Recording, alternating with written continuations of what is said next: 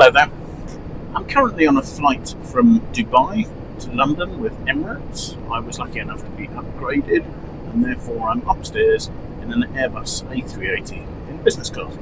So I thought I'd use this opportunity to taste through some of the wines that they have on their offering for business class passengers. The wine I have in my glass at the moment is the 2023 Domaine Delaporte Silex Sancerre. So Domaine Delaporte is a 33 hectare estate based in the village of Chavignol in Sancerre, and the estate can trace its history back to the 17th century, all in the hands of one family. Today the estate is run by Matthieu Delaport, and when Matthieu took over he instigated some changes on what was already quite a high quality estate. For instance, since 2015 they've been picking all their wines by hand. More recently they've been working towards organic certification, something they finally gained in 2023. So this is the first vintage of this wine that's been certified as organic. The estate produces Sancerre wine both from Sauvignon Blanc and also reds from Pinot Noir. The name Silex relates to the fact that the soils here are high in flint, and evidently this is a feature that gives wines from this vineyard a high level of minerality.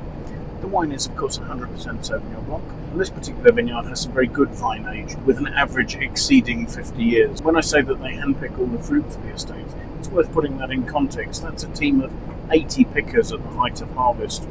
So this is an expensive and labour-intensive approach, and therefore needs to be borne out in quality. Pickers will place the bunches in crates with a 12 kilogram capacity, and that's to stop pressure building up on those bunches at the bottom, causing grapes to break, allowing juice to flow and enabling the juice to oxidise before it reaches the winery, so they try and avoid that. Another slightly different approach that they have at Domaine Delaporte is that they've got rid of pneumatic presses, and for most producers pneumatic presses are seen as quite a gentle way of pressing fruit. Instead at Domaine Delaporte they've opted for a hydraulic press, a Coquard press. Coquard are best known for making presses for champagne, where because of the sparkle of the wine it's very important to have really clean juice to ferment. The literature I've seen refers to them as low intervention winemakers. Honestly though, Sancerre production can be quite straightforward. I would imagine it's fermentation in stainless steel tanks, followed by a period of aging the wine with its yeast bees. So let's have a look at the wine, shall we? The wine is relatively pale, but it's a pale yellow. I can't actually see any greenish hints in there. Swelling it, the wine has 13% alcohol. I'm not expecting this to be a particularly heavyweight wine, and I'm not expecting it to throw massive tears on the side of the glass. They seem to be forming quite slowly. So let's see what we make of the aroma, shall we?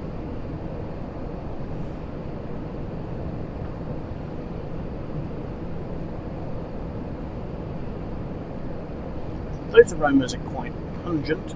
This may not be the best glass to be showing them. Sometimes you can describe Sauvignon Blanc as being a bit catty. There's something just a little bit more feral than, say, grassy or nettly, or even asparagus sort of notes.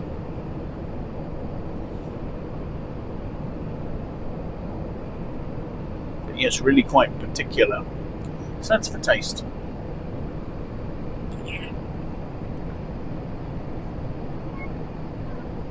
On the palate, I'm going to say that the fruit is much more sort of green fruit, nettles. There's actually a slight saline note, a sapidity, perhaps even a slight soapy minerality to the wine. There's a really good core of fresh acidity that's running through this. The fruit is quite smooth. There's almost a sort of a gooseberry notes to the mid-palate. The finish of the wine is slightly rounded out by some yeasty lees notes.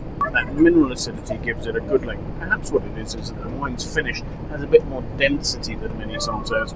I don't have a Wine Centre aggregated critic score for this wine. Unfortunately, I've been unable on the flight to access that information. However, I would say that this is a good quality Sancerre, something above the run-of-the-mill sort of level, probably the sort of wine that I would score something like 90 points out of 100.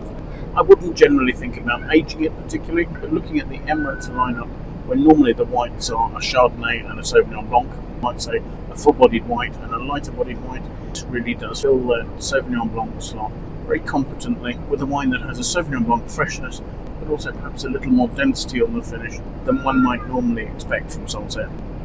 So thank you very much for watching. I do hope you've enjoyed the video. If you have, do please press the like button.